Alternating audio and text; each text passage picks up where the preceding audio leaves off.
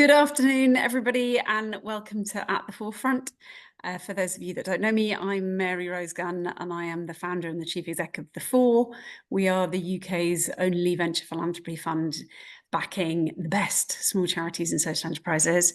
And At the Forefront is an opportunity for us to have a chat with some of our most inspiring leaders and founders of charities and social enterprises that we've backed over the years, and to give you a flavour of what they're up to and give them a chance to tell a bit more of their story. And I am very excited to be joined today by Nathan Atkinson, who is one of the founders of Rethink Food, who we first met about 5 years ago now, and Rethink Food were then doing really interesting and exciting work in looking at how food could be thought about differently through schools. And they are now doing even more of that and have just done phenomenally well in us as an organisation. And I'm really delighted to be able to have a chance to kind of highlight the progress that they are making to all of you, and beyond, basically, as we will circulate this interview far and wide. But Nathan, I'd love you to start by kind of telling a bit more of the story to everybody about why you started Rethink Food and where it came from. I know you've got a background in the education system, and it's a pretty slightly traumatic story, actually, about what really kind of gave you the first, maybe it was the final push to actually say, right, I'm gonna do something about this. Yeah, hi, good afternoon, and thank you for the opportunity to speak with you today. Yeah, the word why is crucial, because it's that why that drives everything that we do. And over time, as the team's grown, you see that the people who are part of our amazing team, their why is as great as the thing that started it. So my background is in primary school education. I was a head teacher for 10 years. And I always wanted to work in schools in areas of high deprivation. In 2014, I took over the leadership of a new school, new to me. It was a large inner city primary school. It served the bottom 2% of deprivation nationally, had 48 languages spoken, and also a specialist provision for children with autism. So it was the most incredible place, but very, very challenging. We had a completely new leadership team in post, and in that first half term of being there, we saw vulnerabilities that we'd never experienced before, despite being established and experienced leaders. So we had the half-term holiday hit us, and we went home, crashed and burned for a week, came back refreshed on the Monday morning, ready for a new half-term. And it was one of those days when everything that could go wrong did, including the gas failing in our school kitchen. Now, primary schools are known for being very resilient, adaptive, and creative. So we thought, that's not a problem. We'll give the children sandwiches for their dinner. Unfortunately, the behaviour during that lunchtime was worse than it normally was. We had a lot of incidents happening of behaviours, fights, verbal conflict, all sorts of things. And one of my beliefs is that all behavior is a form of communication. So rather than yelling at these young people and saying, you're horrible because you've done this, this, and this, I sat down with some of the children and said, I can't imagine what it must feel like to be so angry that you've done X, Y, and Z.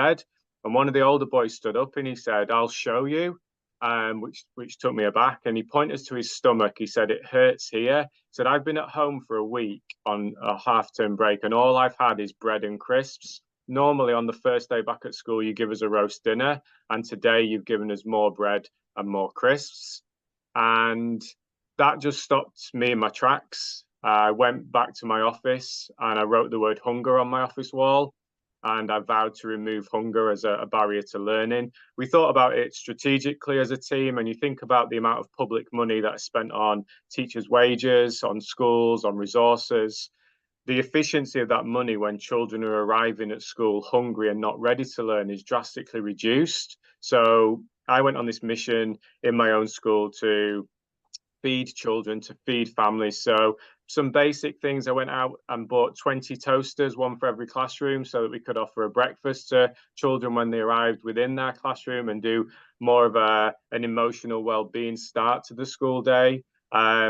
In 2012, I'd had an amazing opportunity to visit schools in China. And one of the schools that I visited had a coffee classroom, which was the most incredible, luxurious place I've ever seen in a school. And it was to teach children around coffee etiquette, which kind of blew my mind. But equally, at that point, I thought one day I'll build something for the opposite end of the social spectrum. I'll build a cafe for a school that is in this areas of deprivation. So I had some funding, I had a space. So we created a coffee shop and we made it look like a high street coffee shop because we wanted to respect the children and the families and the people and give this lived experience to children who might never have been in a Costa or a Starbucks. So a little way into this journey, realized I couldn't justify spending public money from my school budget on food for families. And so I started to think about how we could get food into the school. And I became aware that a lot of supermarkets were throwing away food.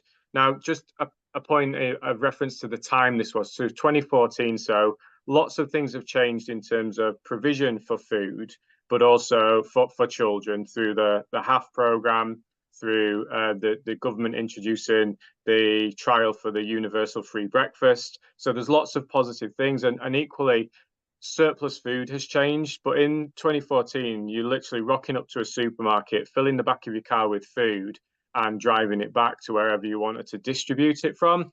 So local Morrison's allowed me to collect food from them.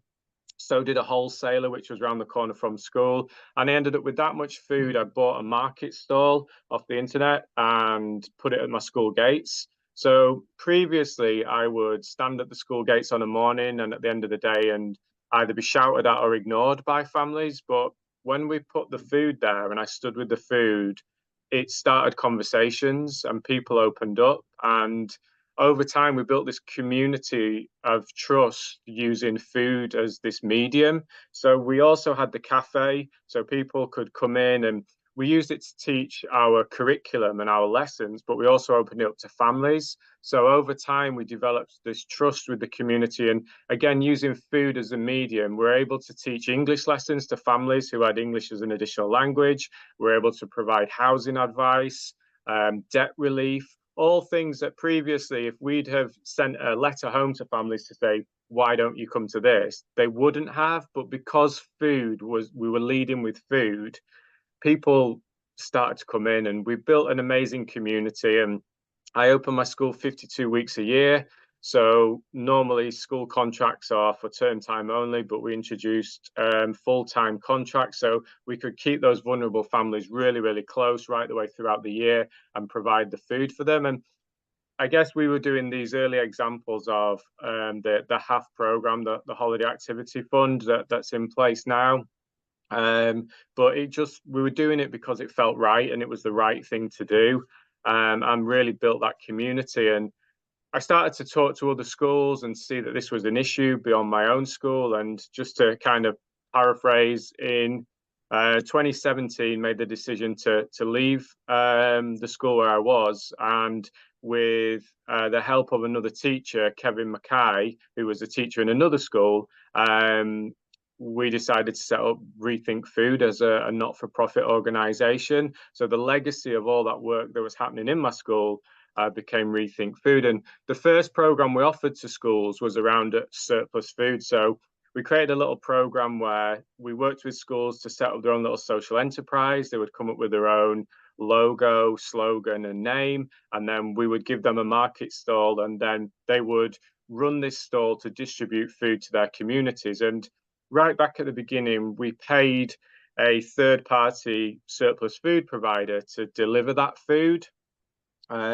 Over the years, as we have developed and grown and matured as an organization, we actually have acquired that surplus food business into Rethink Food. So where I'm speaking from today in Leeds, we have our offices, which is our core education team work out of. And then we have a surplus food program. So with the help of amazing volunteers and a brilliant team, we rescue about 10 tons of food a week from supermarkets and wholesalers, and we distribute that back into school communities, into community groups, so people who are making meals for their stakeholders, and that's a wide range from across the city.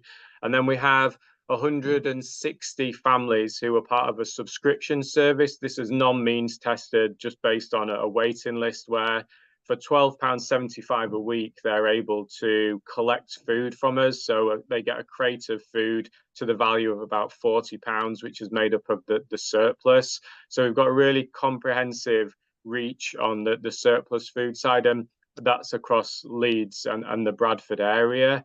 And so I guess that is the crisis support. But beyond that, we've developed educational programs. And through those educational programs, we've reached a UK-wide audience. So we have approximately 700 schools who are accessing one of our educational programs, and the theme for those is varied, but it has a very strong, as you imagine, food, but also sustainability.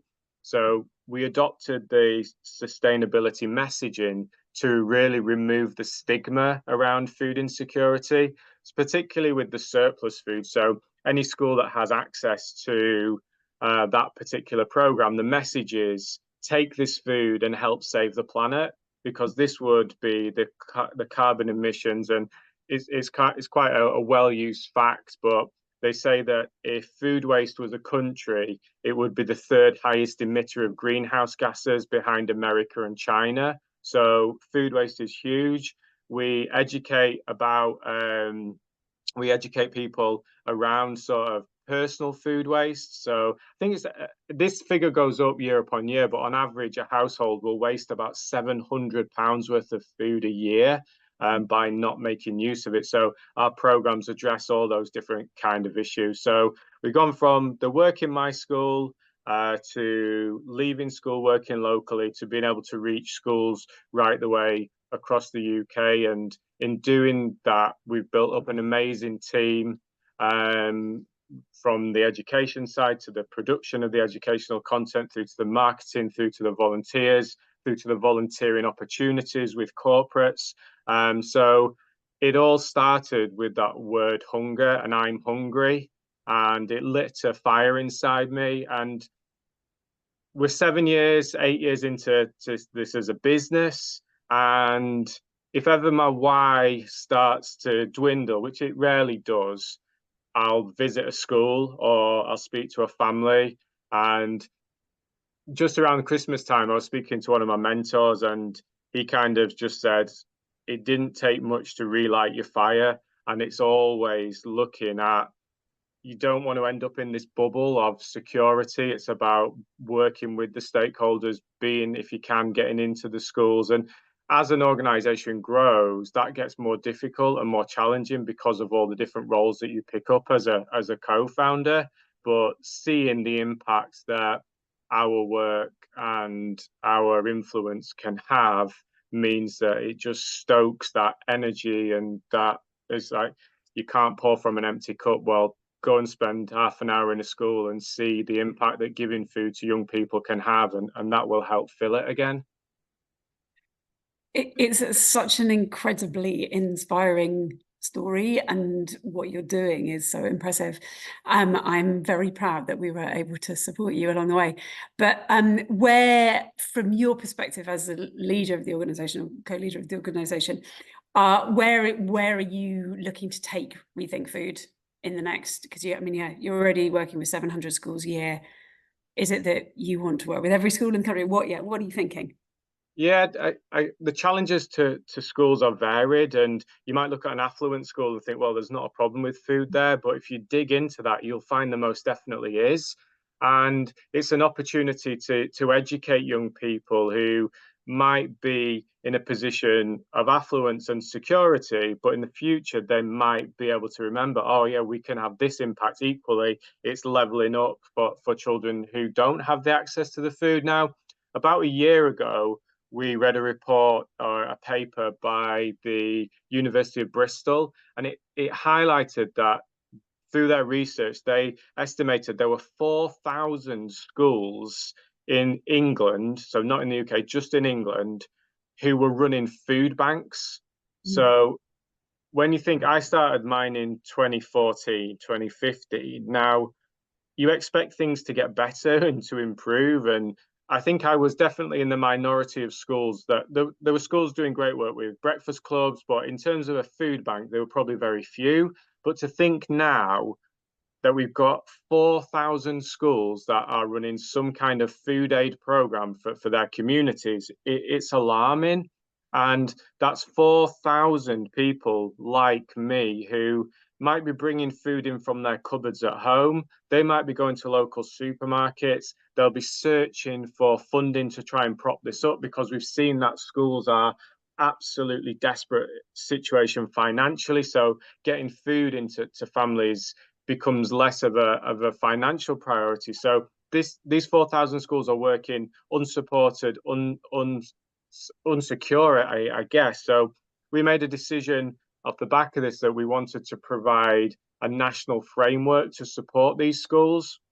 So we're in a pilot phase at the moment of a program called the National School Pantry Network. And this is a network to champion those schools. And it's a free to access program for schools. So we can help with education, with signposting, with resources. And where possible, our goal is to raise funds to provide schools with money to buy food. Now, this is the key point of difference. So, food aid traditionally is food that's given to you. So, it doesn't value your personal preference. It doesn't think about your nutritional needs or medical conditions. It doesn't think about your cultural choices. It's food that's given to you in a bag. And that takes a lot away from a human being and from a person.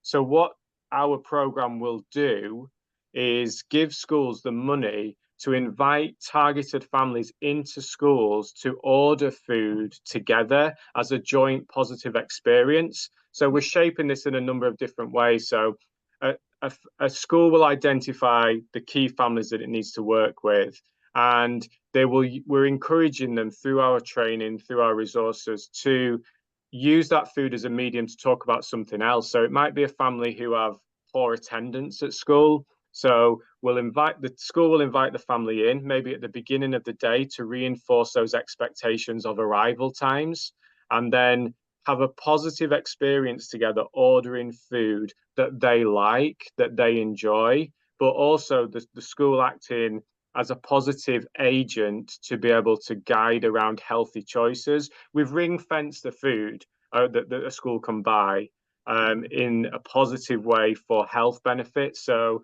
you're not allowed to buy fizzy pop. And from a food safety point of view, we're looking at anything that has a best before date on, we're not encouraging. So it's looking at pantry staples that people can buy and getting the school, and we're in this test and learn phase at the moment with it, but getting the schools to buy that food, then it gets delivered to the school, and again the family come and pick it up. So attendance might be one thing, behavior might be another. So during your ordering process, you can reinforce the expectations and strategies that can be used within the home to support good behavior. It might be to support reading, anything to do with the curriculum.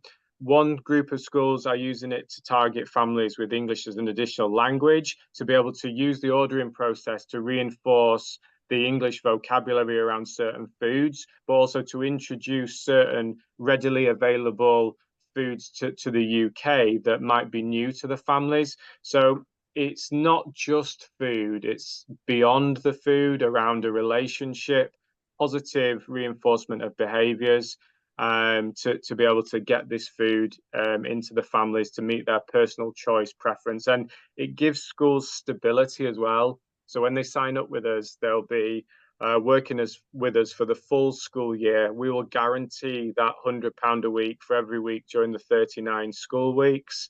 And so it gives that kind of level of stability. So a school would register an expression of interest, we'd understand their needs, we'd make the training, the support, the guidance, the signposting, and then as we're able to raise the funds, we will then start to direct that into schools. So in terms of aspiration, it was Kevin, who's the co-founder, he said on a call this week. So normally it's me that has the big, bold targets, but Kev said we're going to work with all those 4,000 in the next year. So it's nice for it to be on him rather than it to be on me this time. But we we are realistic. We've learned so many things in this time, and setting high aspirational targets will push you, but also there's a level of realism within what we do and what we can achieve. And the funding for this program is initially coming through our corporate partners. I also just this week we received a £20,000 grant from Lidl to bring on schools as part of this program. We've recently secured support from Savills, who are a long-time corporate partner of ours. That we've built these relationships over time and through trust, and I guess that's kind of another part of the business story, really, to get us to this point. I'm really interested to understand a bit more about how you build the relationships. And Pamela has put a question in the chat about how you reach the schools, but also, I mean, it must be a lot for them to take on. There is so much pressure on teachers already. How do schools manage to create the capacity to run the pantries? Yeah, being in school is a really, really difficult time. My wife still works in school, so I'm regularly updated on how time pressured, resource pressured things are, but equally the vulnerability of those young people increases as well. So more and more schools have creative roles. We've seen schools, primary schools, in the privileged position of having a social worker role within the school. We have lots of additional support through parent support workers. Schools are amazing places, and it's a line that we've used often, that will provide that support and they'll make the magic happen because of that desire to improve outcomes for children and young people. So again, the experience that we have in working with schools and the experience we have gathered through schools saying no to us, it's been a really conscientious approach to removing friction for schools. So when we designed an online learning platform, and we thought this is brilliant for schools. They're going to want to use it. There's amazing content on there. Why would you not want to use it? Well, schools told us why not, but we listened and we've taken on board that feedback, and we have tried where possible to remove the friction from all these things. That's why we're in this test and learn phase now with the first group of schools on the pantry network, because I've been out of school now for a long time, so you can quickly lose touch whilst your emotional position is really positive. The realism is very different. So removing the friction and the barriers to school participation is really important to us. We've just had another question in the chat, which is exactly what I was going to ask next myself, which is about how are you measuring your long-term impact? Because clearly you are having a massive long-term impact. And kind of tied in with that, Mavis Wenham was asking whether you've ever had the opportunity to go back to the child that you spoke to right back at the beginning, who was the one who said to you, the reason why we're all angry is because we're hungry. And how do you tell that story and show what you're doing for both funders and the broader world? So in response to seeing that person again, I've once seen him. We were side by side in traffic, and he was in a car, and he turned and waved at me. But nothing greater than that engagement. We do wonder, and we have been asked about that person, but with respect to him and his situation, I don't personally, I don't want to do that. Although it would be good for him to see the impact of that. But yeah, then that's Yeah. maybe for another time. In terms of Speaking up can make a real difference. in terms of the impact and evaluation, so one of my and our mentors is an amazing woman called Lindsay Graham, who is an absolute champion, retired recently, but she was here last Friday and she was asking me exactly that. Basically, giving me a bit of a telling off for not monitoring the impact and not working on that evaluation piece, because I do appreciate that in terms of access for funding, a really positive evaluation and impact measures will help us unlock future funding. So just yesterday, she introduced me to an amazing researcher who we're going to speak to in the next couple of weeks to start tracking, particularly the early stages of the pantry program, because we've missed loads of data, and that's not from a point of arrogance or not caring. It's because we use a phrase that we like to get stuck into the mud and just get things done. And similarly, we made a conscious decision not to be involved in policy or lobbying for policy and change in that sense, because our skill set was that let's make things happen. But I do appreciate that it is a missing piece, and I know that there are some colleagues on on the call now who can hold me to account over that. That we need to quickly make sure that we can be better at doing it. The yeah, the impact measurement piece is it definitely, from our experience, it is a game changer basically, or it can be. But with what you're doing, it's really hard because making sure that a 6-year-old has access to a much broader and a much stronger diet is very hard to prove that economically they are going to, of course it is more likely, but it's very hard to prove that they are going to go on to be able to be more successful in life and lead a happier, healthier existence. But yeah, if you can definitely get university researchers involved, the organizations that we've worked with that have been able to do that, I think it can be a game changer. So yeah, and obviously, Nathan, if there's anything you think we might be able to help with around this, please do let us know. But it is, we've got some other questions that are just coming up in the chat around the supporting schools with addressing food waste, but it sounds like, well, certainly your school probably didn't have any food waste because you knew how to use it very well. But is this something that Rethink is looking at as part of the whole package of support that you're providing schools? Yeah, and things tend to be bespoke. So we have if anybody is interested in these resources, there's a section on our website, which is rethinkfood.co.uk, where the free resources are held. And we made a decision to give away all of our educational content free at the point of access there. So all these programs are available, and there's going to be a big update over the summer holiday with more content going onto there.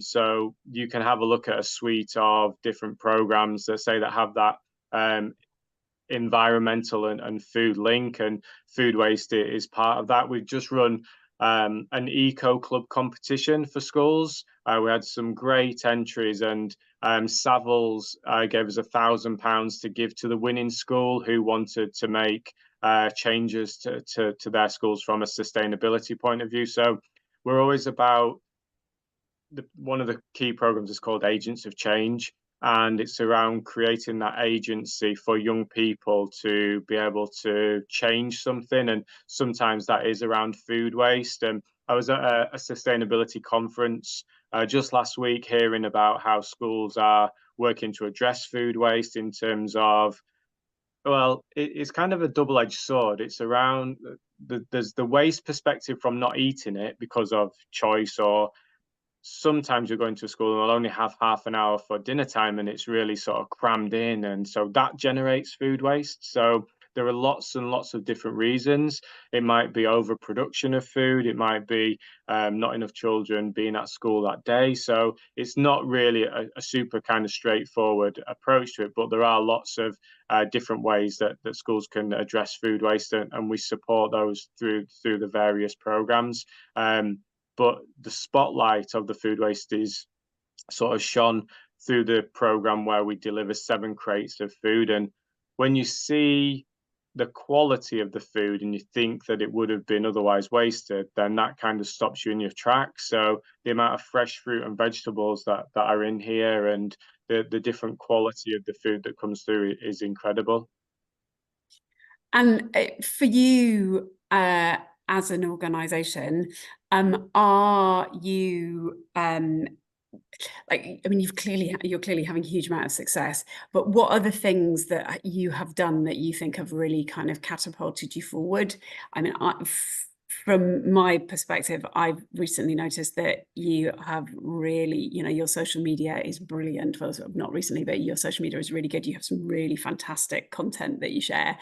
Is that, there are lots of other people on this call who are running organizations, but from your now 7 years experience, what are the things that you think I wish, or are there anything that you think, oh, I wish we'd invested in that sooner?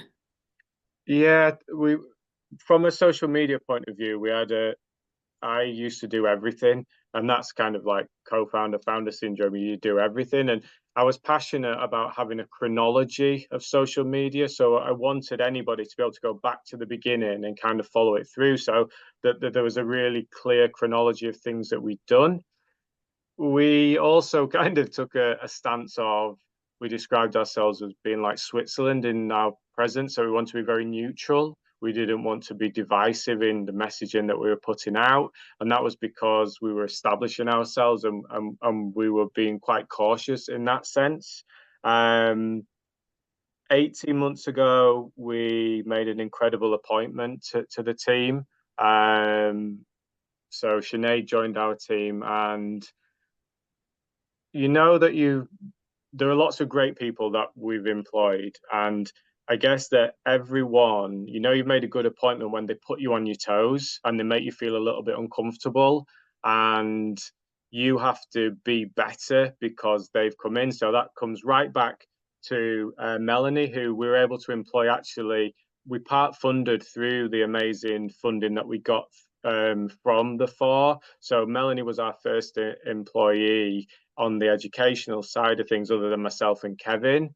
And when that person comes in and makes you be better, then that's a great appointment. And our approach to recruitment has evolved from just putting an advert on Indeed and seeing what came back to being more proactive and trying to meet people and to develop relationships with people. So it's about, yeah, I guess were we lucky? Yes, we were in a number of cases, or have we been really strategic in our recruitment? I'd like to say that we were lucky. That we have an amazing team. So from a marketing and promotional point of view, that has helped lift the organization massively.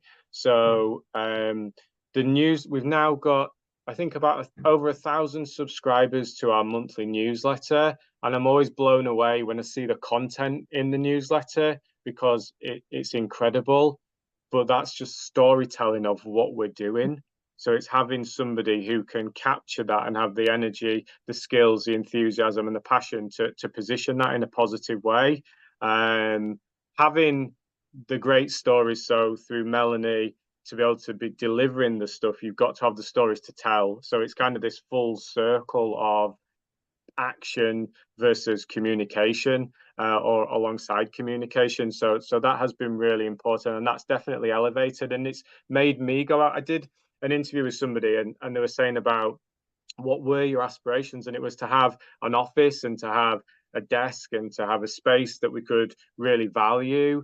And actually, I've blooming got this office and I tied myself to it and I'd become less effective by having the desk, by having the office. And I've just got to get back out there again. So making myself uncomfortable by going to lots of networking opportunities, going to different conferences, all of which I am not comfortable in doing from my sort of neurological makeup.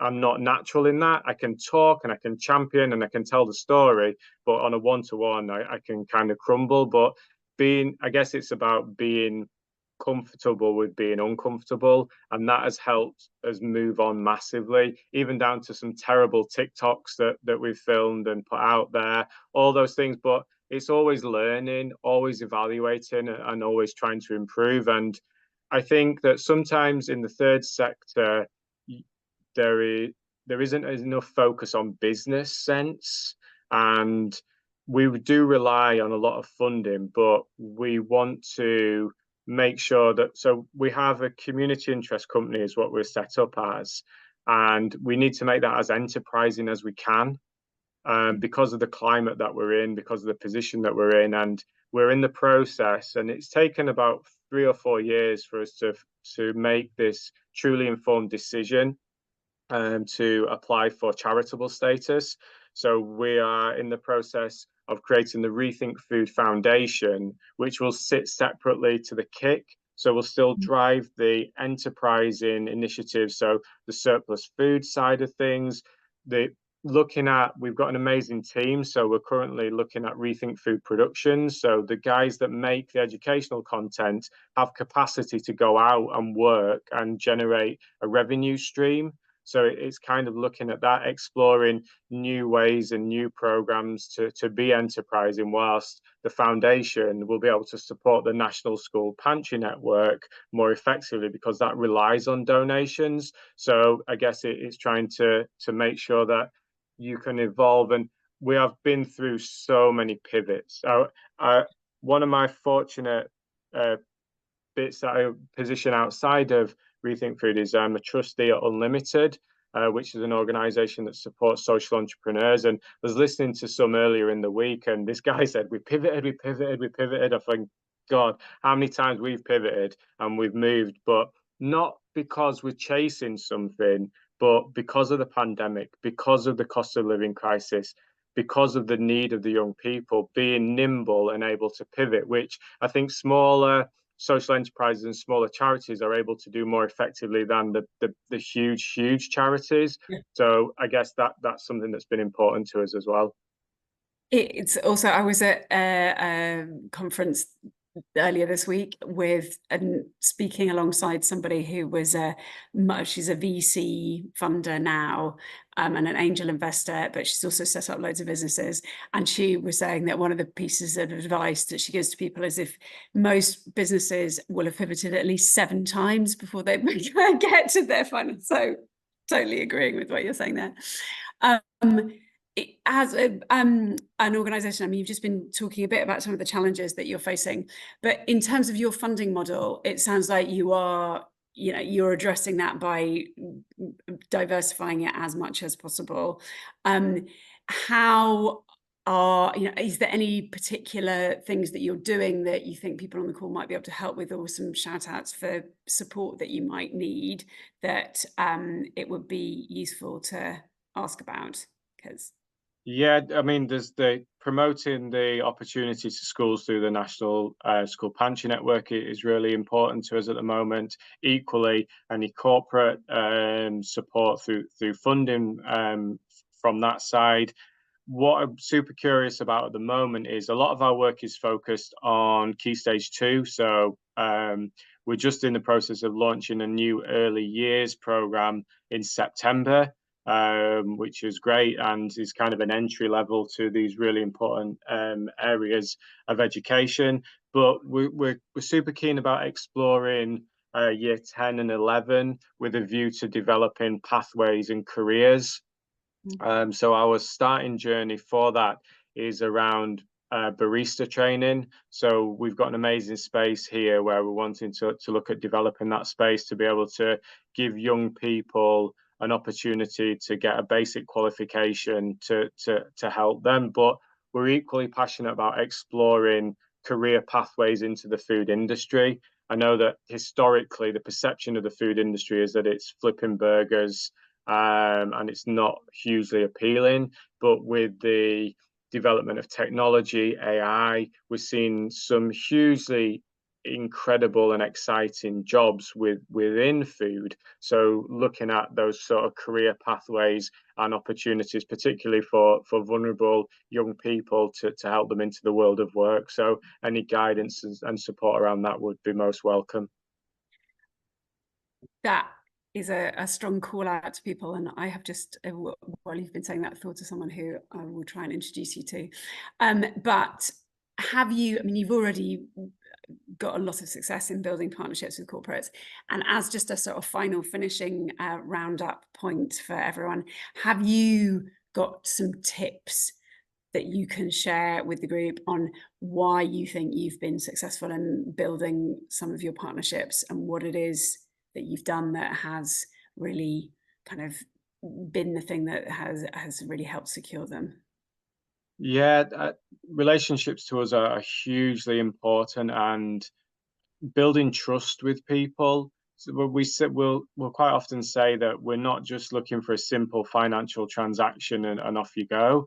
We're looking about building trust and creating an established partnership. And one of our supporters are Savills, and that started by them funding one program for one school, and that's kind of now evolved, and it's evolved in a way because we have delivered, reported back, been very grateful, sincerely grateful for the support.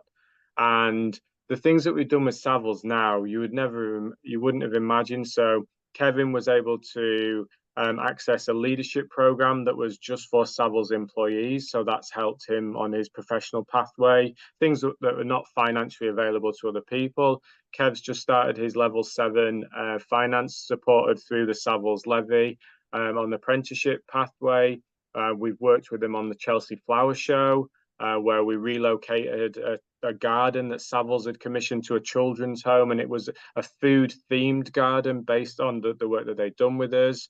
They've now supported probably about 40 schools. I've delivered lunch and learn programs into their offices across the UK. And just 2 weeks ago, there was a huge event called UK Reef, which was one of the industry's biggest events, and it was hosted in Leeds. And Savills, with their partners Estates Gazette, hosted an event for us as part of that, which then brought their clients and invited their partners. So that opens up our circle of opportunity, and that's just genuinely been built on that trusted taking your time to explore and to work on something that's really genuine and sincere. And the same has been true for our other programs and our other supporters. So the Greggs Foundation have been a huge champion of our work and supported us and commissioned a health program that we have been able to build for them and deliver into their Breakfast Club partners. ASDA, although going through difficult times at the moment, have been a great supporter, and that all those things have kind of evolved to the points where they are now. So it's just about building things slowly and not over asking. I think there are times when I should have asked for more, but I never did. But it's not done as bad to this point. We all think that. Come out of the meeting and think, oh, why didn't I double it? But Nathan, it is 1:45 and we are supposed to finish at this point. So I just want to say thank you so much. I'm sorry for the people whose questions we didn't get to in the chat. But I know if there's anything, Nathan, I'm sure will be delighted to hear from you. But I just wanted to say thank you so much. We're so excited about the success that you are continuing to have, and so proud to have you in the Fours portfolio as part of our networks. And yeah, just good luck with the next stages with the National Pantry Network, and we much look forward to keeping in touch. And thank you everyone for listening in and for all of your great questions, and have a lovely weekend.